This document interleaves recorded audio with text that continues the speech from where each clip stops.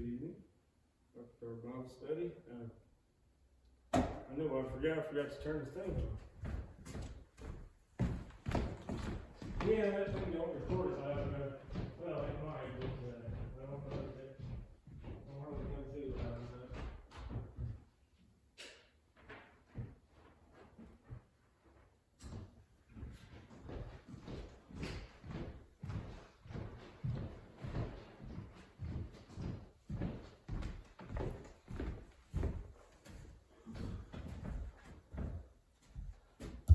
There we go. All right, we're on Genesis chapter 42.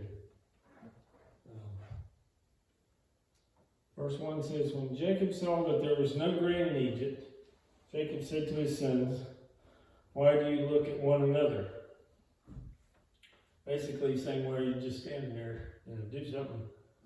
Kind of like my dad tells me sometimes when I'm at work. Verse 2, and he said, indeed I have heard that there is grain in Egypt. Go down to that place and buy for us there, that we may live and not die. So he sends him to Egypt to buy grain.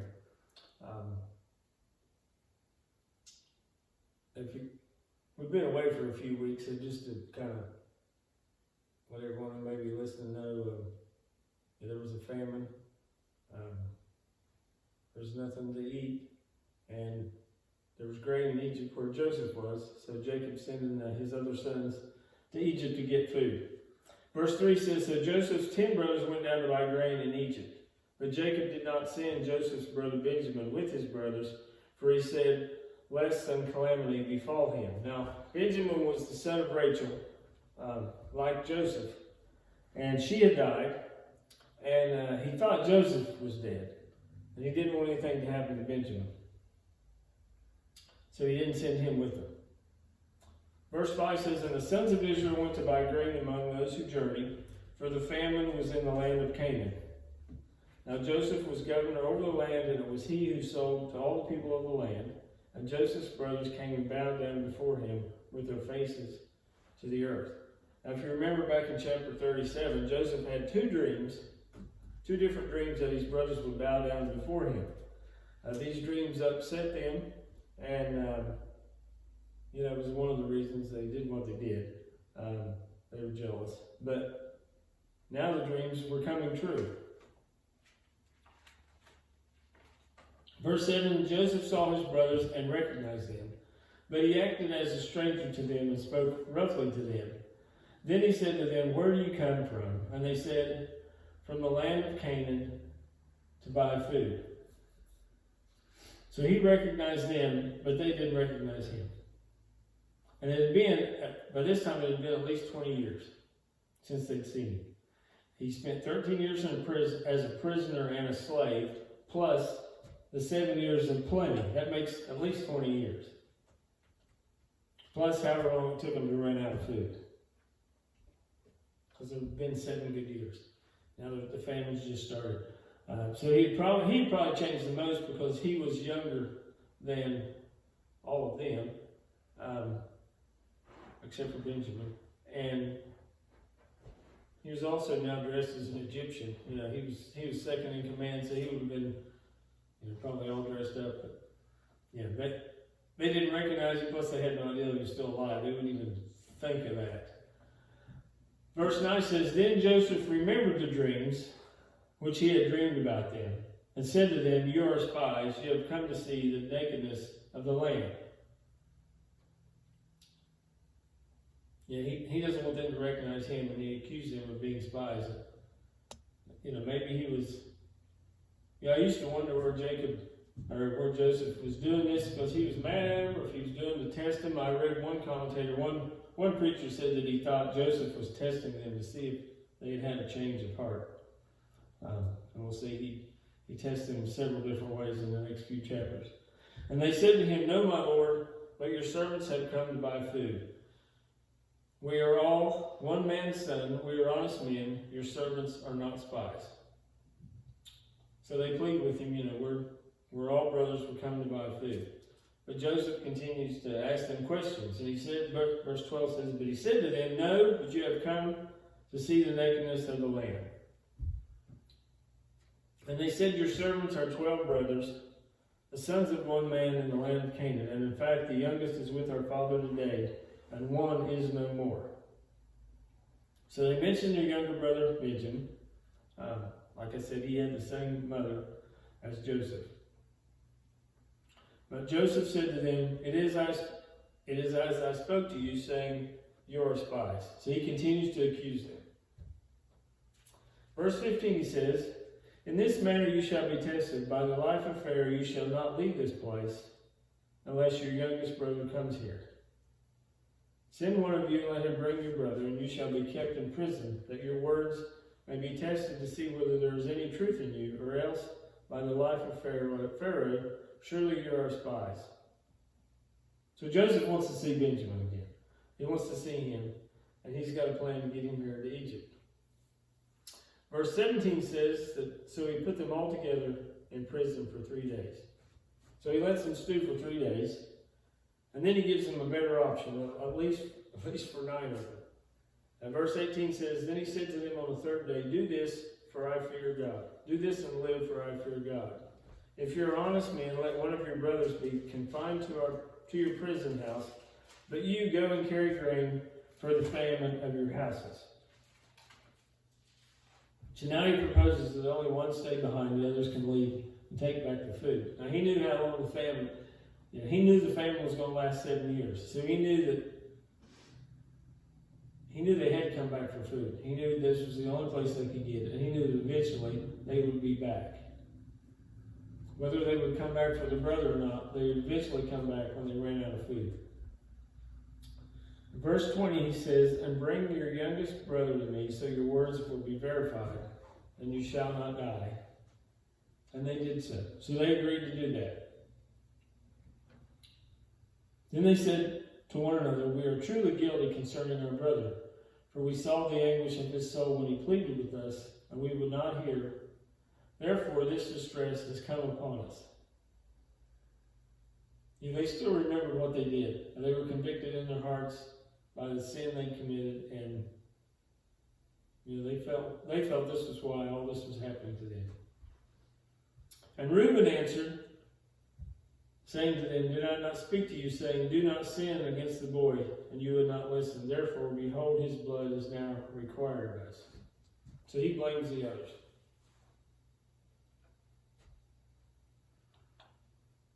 Verse 23 says, but they did not know that Joseph understood them, for he spoke to them through an interpreter. So Joseph used an interpreter, even though he could understand them, so they wouldn't realize that he could understand them. One, so they wouldn't recognize him, but also so he could. They talked freely because they didn't know he could understand. Verse 24 says, and he turned himself away from them and wept. And he was moved by their true feelings. And when he found out, they did feel bad for what they'd done. And he also maybe was a little upset himself for what he put them through, but he continues to put them through it for a while. Verse 24 continues, then he returned to them again and talked with them, and he took Simeon from them and bound him before their eyes. So he chooses Simeon instead of Reuben, who was the oldest. I'm not sure why he did that. Maybe Simeon, the one who was behind, I can't remember. Verse 25, then Joseph gave a command to fill their sacks with grain and to restore every man's money to his sack and give them provisions for the journey. Thus he did for them. So he blessed them, filling their sacks and also putting their money back in there. God blesses us whether we deserve it, overflowing our cup. Verse 26, so they loaded their donkeys with the grain and they departed from there. So they're loaded up and ready for the trip back home. But as one of them opened his sack to give his donkey feed at the encampment, he saw his money, and there it was in the mouth of his sack. So he said to his brothers, my money has been restored, and there it is in my sack. Then their hearts failed them, and they were afraid, saying to one another, what is this that God has done to us? They were afraid that they would be accused of stealing. Yet Joseph had already accused them of being spies, and now they got the food and the money, and their brother was still a prisoner. Then when they went to Jacob their father in the land of Canaan, and told them all that had happened to them, saying, so they returned and would tell Jacob everything that happened. And then they kind of go over everything. And verse 30 says, the man who is Lord of the land spoke roughly to us and took us for spies of the country. But we said to him, we are honest men, we are not spies. We are 12 brothers, sons of our father. One is no more, and the youngest is with our father this day in the land of Canaan. Then the man, the Lord of the country, said to us, by this I will know you are honest men. Leave one of your brothers here with me. Take food for the famine of your household and be gone. And bring your youngest brother to me, so that I shall know you are not spies, but that you are honest men. I will grant your brother to you, and you may trade in the land. Then it happened as they emptied their sacks that surprisingly each man's bundle of money was in his sack. And when they and their father saw the bundles of money, they were afraid. So apparently the rest of them didn't open their sacks until he got there. The one brother opened his up to feed the donkeys, and they're afraid. They didn't know what to think. They had the food and they had the money. They figured they were going to get accused of stealing. And Jacob their father said to them, you have bereaved me. Joseph is no more. Simeon is no more, and you want to take Benjamin. All these things are against me. So he was upset. He'd lost Joseph. Now Simeon was gone, and they wanted to take Benjamin with them to free Simeon. Then Reuben spoke to his father, saying, kill my 2 sons if I do not bring him back to you. Put him in my hands, and I will bring him back to you. So Reuben was the firstborn, and he promised to protect Benjamin. Jacob says in verse 38, but he said, my son shall not go down with you, for his brother is dead, and he is left alone. If any calamity should befall him along the way in which you go, then you would bring down my gray hair with sorrow to the grave. So he's not going to let him take Benjamin back. He was, like I said, he was the son of Rachel, and Jacob didn't want to lose him, like the way he lost Joseph, or like he thought he lost Joseph. But,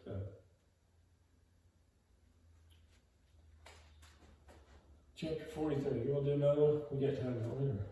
Okay. Now the famine was severe in the land. We're in chapter 43, verse 1. We knew from Jacob's dream, or actually it was Pharaoh's dream that Joseph interpreted, there's going to be a severe famine. The 7 skinny cows told us that, if you remember that. Verse 2 says, and it came to pass when they had eaten up the grain which they had brought from Egypt, that their father said to them, go back, buy us a little food. Now, like I said, Joseph knew they were going to run out of food. And when they did, Jacob tells them to go buy more. Verse 3, but Judah spoke to him, saying, the man solemnly warned us, saying, you shall not see my face unless your brother is with you. If you send our brother with us, we will go down and buy some food. So Judah says they're going. They're not going unless he sends Benjamin. If Benjamin can go, he'll go. Judah says they'll go. He says, but if you will not send him, we will not go down. For the man said to us, you shall not see my face unless your brother is with you. Verse 6, I like this here. Why did you deal so wrongful with me, and tell the man whether you still had another brother?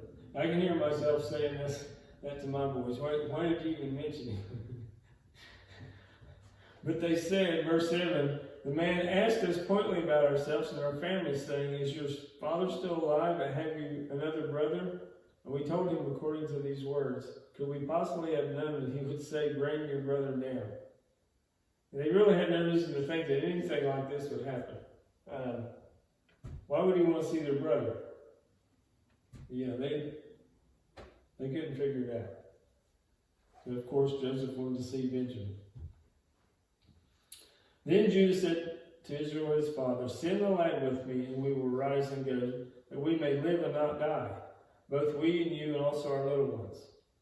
So Judah pleads with him to let them go, so they and their children, won't starve. They've still got to make the journey there and back.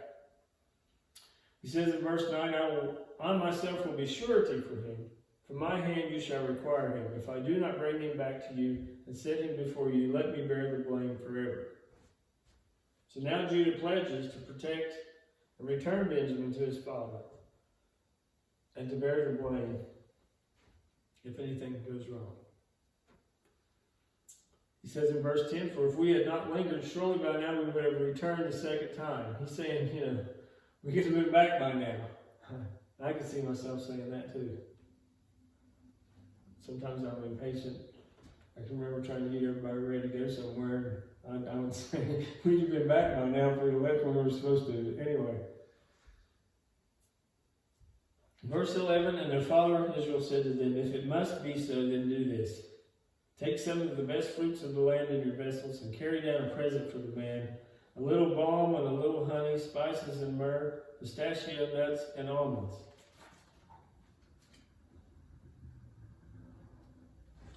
So he finally agrees to send him, and he sent him along a nice little present of food and spices, pistachios.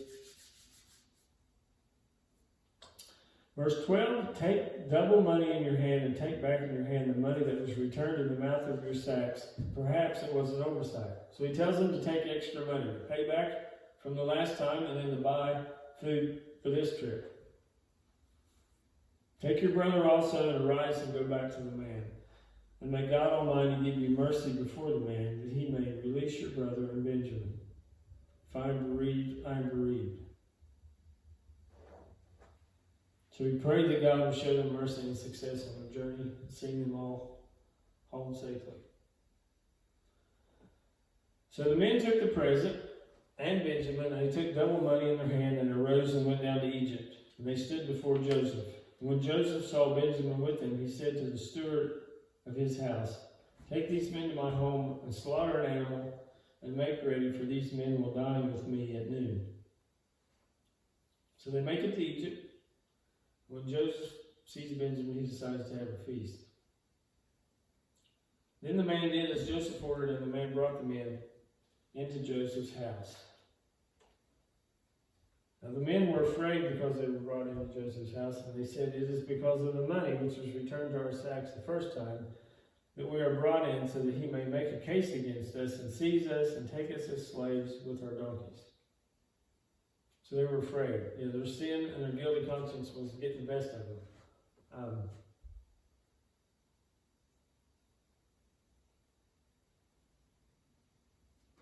When they drew near the house, when they drew near to the steward of Joseph's house, they talked with him at the door of the house and said, "O sir, we indeed came down the first time to buy food. But it happened when we came to the encampment that we opened our sacks, and there each man's money was in the mouth of his sack, our money in full weight, so we have brought it back in our hand." So they explained to the steward what happened. "And we have brought down other money in our hands to buy food. We do not know who put the money in our sacks." But he said, "Peace be with you, do not be afraid. Your God and the God of your father has given your treasure in your sacks. I had your money." Then he brought Simeon out to them. So Joseph either put the money in the bags from his own money, or he paid for their food, because this man said that he received payment. And then they released Simon. So the man brought the men into Joseph's house and gave them water, and they washed their feet, and he gave their donkeys feed. So the steward treated them well, taking care of their donkeys, and even washing their feet.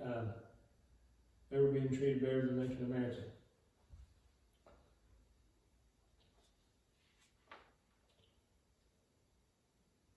Then they made the present ready for Joseph's coming at noon, for they heard that they would eat bread there. And when Joseph came home, they brought him the present which was in their hand into the house, and bowed down before him to the earth. So remember, he had two dreams that they would bow before him here. Now the second, it's coming true again. They give him the gift, and they bowed down before him. Then he asked them about their well-being, and he said, "Is your father well? The old man of whom you spoke, is he still alive?" So it's been over 20 years since Joseph had seen his father, and he asked about him again. And they answered, "Your servant our father is in good health, he is still alive." And they bowed their heads down and prostrated themselves. So they raised up only to answer, and then they bowed before him again. Then he lifted his eyes and saw his brother Benjamin, his mother's son, and said, "Is this your younger brother of whom you spoke to me?" And he said, "God be gracious to you, my son." So he blesses his brother.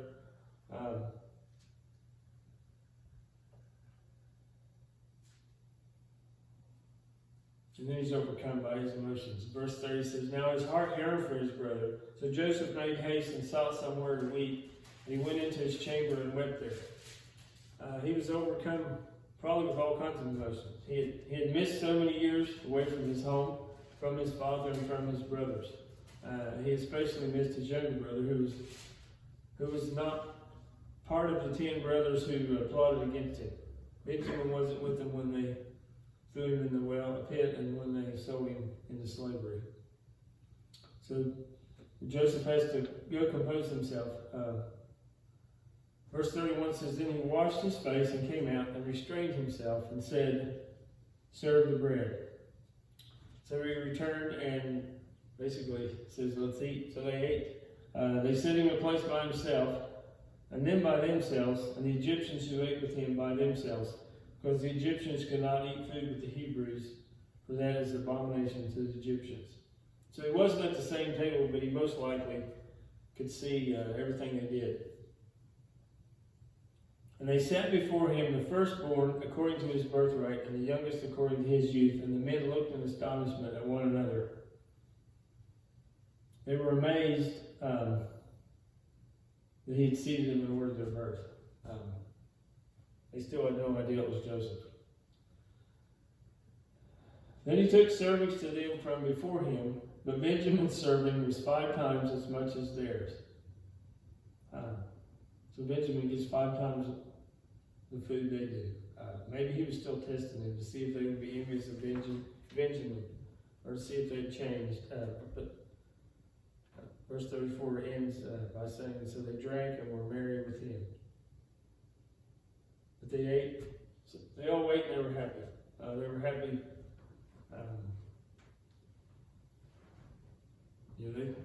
They were worried, thinking they were going to be in trouble for the money, and all other troubles not over yet. Joseph still got some more testing to do. All right. Is that anything? You got anything else? You say a prayer dismisses? Well, let's remember. Oh, I'm sorry. Let's remember all those who are sick, and I didn't ask prayer requests. Just remember all those who've been sick and couldn't be here. All right. Sorry. Heavenly Father, we thank you for this Bible study, and we thank you for your word. We just pray, Lord, that you see us home safely. We pray for prayer requests, Lord. Those for churches, been talking back and forth, loved ones are sick